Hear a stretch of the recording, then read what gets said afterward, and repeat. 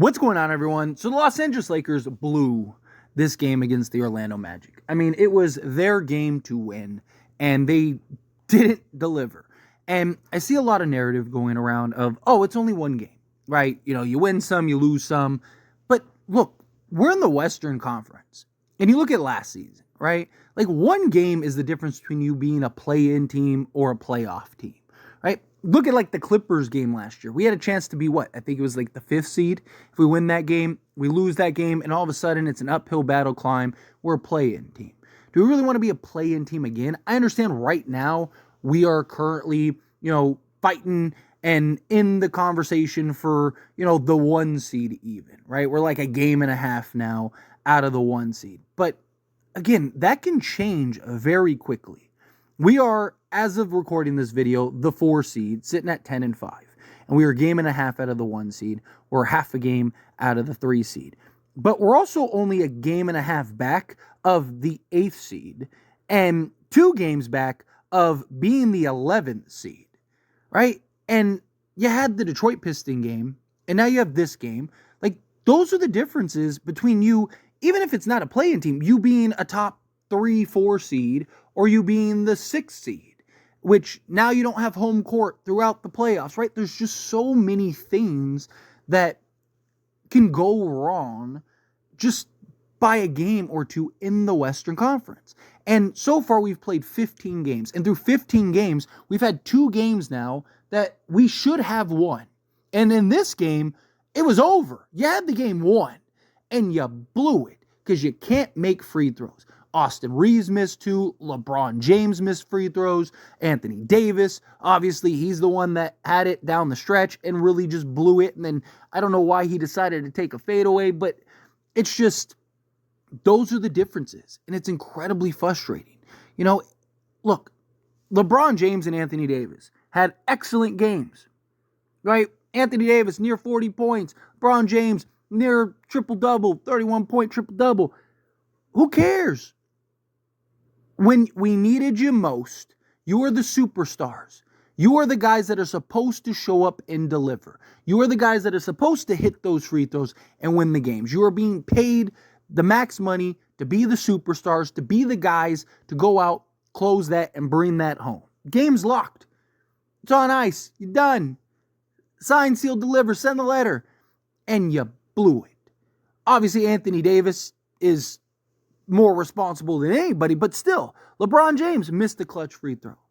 And this is a problem. This isn't like, this is an outlier thing, right? Like, LeBron James and Anthony Davis, every time they go on the line down the stretch, you have concerns. Now, Anthony Davis has been much better in the last few years or so, but still, you still have that in the back of your mind because you can't trust your 2 stars to hit free throws down the stretch.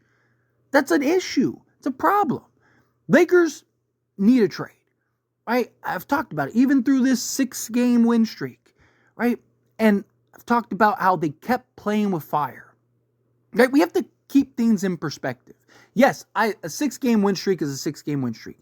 And look, the Lakers aren't responsible for who's on the other side of the court, right? Their job is to show up and beat the teams that they're supposed to show up and beat. And they did for 6 out of these 7 games. And the Lakers, having other teams miss stars or miss players and all that stuff, that's not their responsibility. They're missing guys too. But they also haven't done a good job of really closing teams out. They've won, they've closed down the stretch, but when you keep playing with fire, eventually you're going to get burned.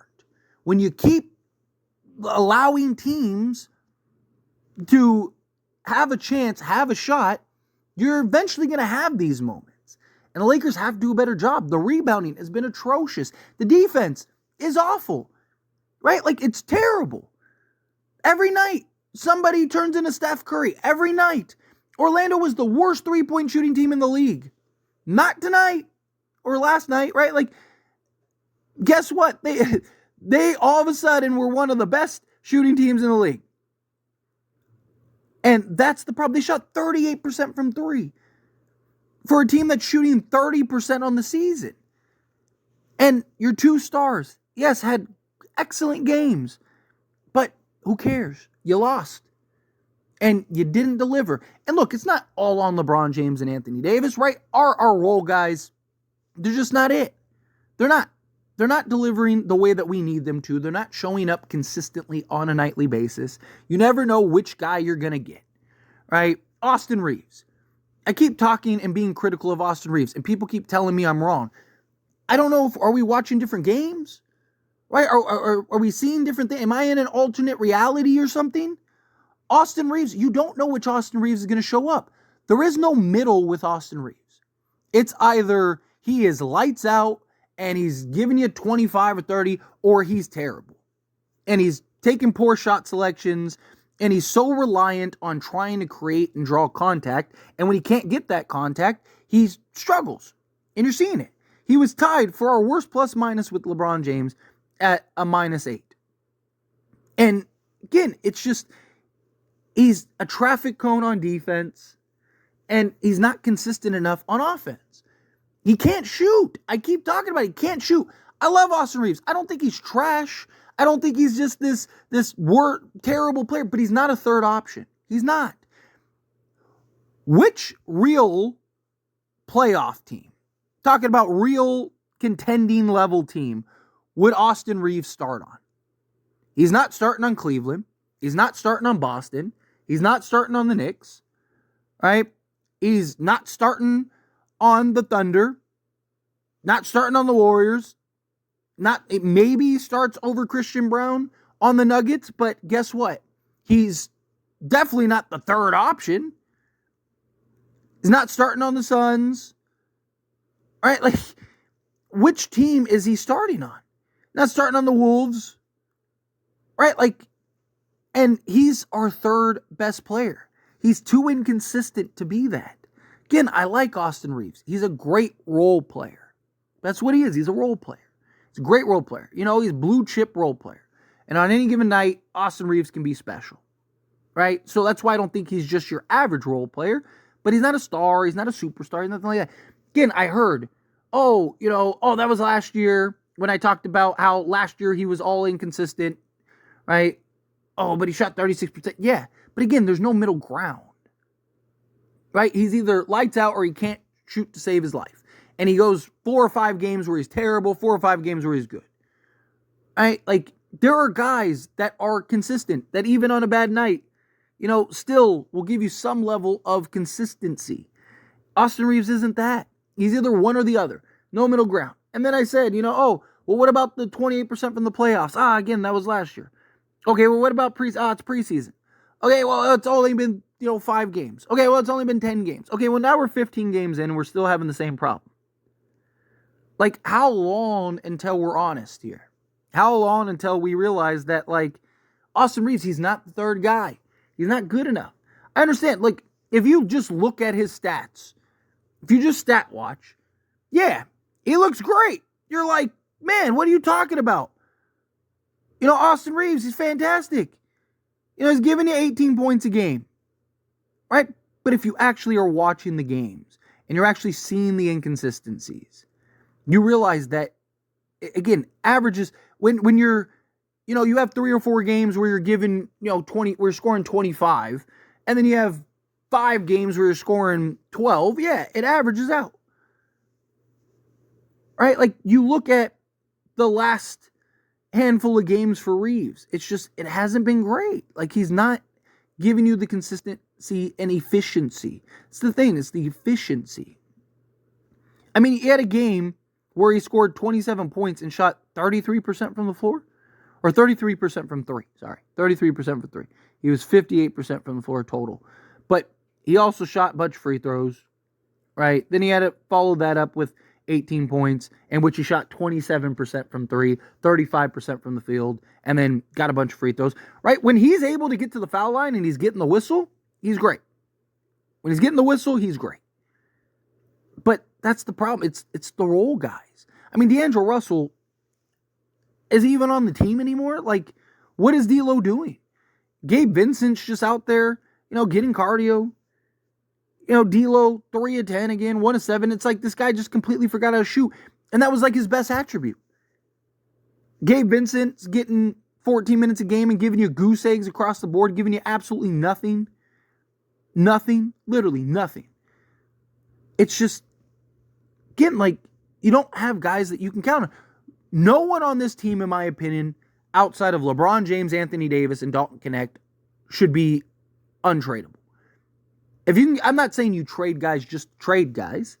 But if you can get the right guy for Austin Reeves, you get the right guy for Austin Reeves. Right? If you can get the right guy for D'Lo, Gabe, like none of these guys. You heard literally the coach for Orlando, every time Dalton Knecht touched the basketball, what did you hear? The coach, get up, get up, get up. Right? You don't hear that for Austin Reeves when he has the ball. No, but you don't hear coaches screaming at the top of their lungs so loud that you can hear it on television, screaming to get the ball out of Knecht's hands and, close out, chase him off 3-point line. No, teams aren't worried about Reeves. You don't hear that about D'Lo. You don't hear that about anyone else except for the rookie. And look, Dalton Knecht, he's a rookie. He's going to have his good games, going to have his bad games. But he's been our most consistent guy thus far, even this season. Right? Like, you just look at Dalton Knecht, like, even his bad games, he's still giving you something. Some of these guys on their bad games aren't giving you literally nothing. Nothing. And it's like, again, it's terrible. It's not the fact that they lost the game, right? If this was a tight game, hard-fought game, and, Wagner just hit the three, and it's just like, oh, man, it's tough. It'd be a very different conversation. Still wouldn't be happy about the loss. Still a game that you should win. But no, this is a game that was won. You had it in the bag. It was over. And you blew it.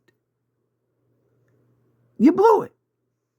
Your third best player the last 5-6 games has been a rookie.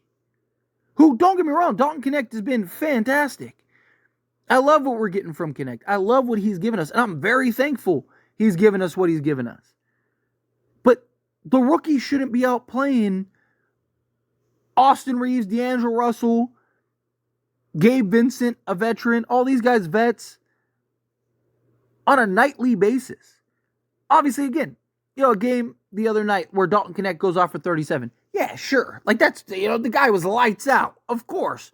Right? No one's saying oh man, Reeves, Dalton Knecht really outshined Reeves. No.